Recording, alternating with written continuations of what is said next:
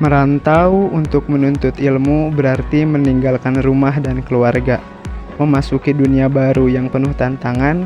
Disinilah kisah mahasiswa kos rantau dimulai, sebuah perjalanan adaptasi dan perjuangan memenuhi kebutuhan hidup, serta menghadapi kerinduan kampung halaman. Memilih kos yang tepat dekat kampus adalah langkah pertama.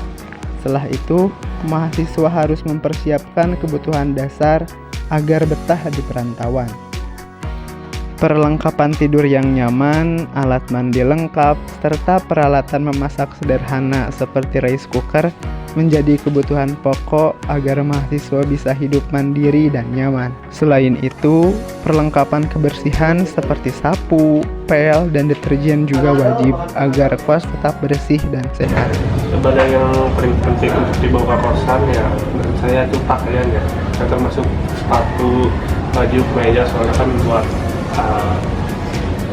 ke kampus ya harus pakai meja yang rapi gitu, sepatu yang bagus ya biar outfitnya kece lah. Terus bagaimana Anda mempersiapkan kebutuhan sehari-hari untuk bisa hidup mandiri di kos? Biasanya tuh saya beli sih, masak nasi, cuma beli lauk di luar di warteg gitu, di warung-warung mungkin di sayuran, masak sendiri di kos. Adaptasi sosial menjadi sebuah tantangan tersendiri. Mahasiswa belajar berkomunikasi, menghormati aturan kos, dan membangun hubungan baik dengan pemilik kos dan sesama penghuni. Selain itu, mahasiswa harus menyesuaikan diri dengan gaya hidup baru, mengatur waktu kuliah, belajar, dan mengelola keuangan agar tetap hemat. Hidup mandiri berarti mengurus segala hal sendiri, dari memasak, mencuci pakaian, hingga mengatur pengeluaran bulanan. Pengelolaan keuangan yang baik menjadi kunci agar kebutuhan sehari-hari terpenuhi tanpa mengorbankan kebutuhan akademik. Adaptasi lingkungan gitu. Pengalaman Anda beradaptasi dengan teman kos dan pemilik ya cukup mudah lah untuk bergaul dengan teman-teman di sini ya. Dan lumayan akrab juga saya sendiri di lingkungan kos, apalagi sama berbaur gitu sama anak-anak kos. Terus aturan kos yang paling penting, jangan lupa gembok pintu biar maling yang masuk. Bagaimana Anda mengatur waktu antara kuliah, belajar, dan kehidupan sosial?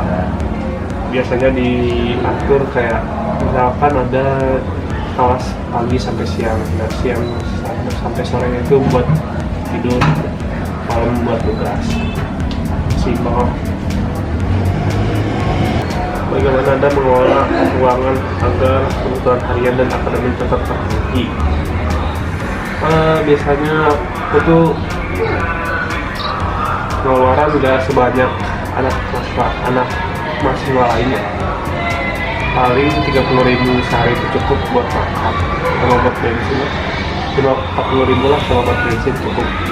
Cuma kan aku kan dekat sama kampus, jadi dia pakai motor, jarang pakai motor ke kampus gitu. Jadi ya 30.000 itu cukup buat kebutuhan sehari-hari. Jauh dari rumah, kerinduan akan keluarga dan kampung halaman kerap menghampiri.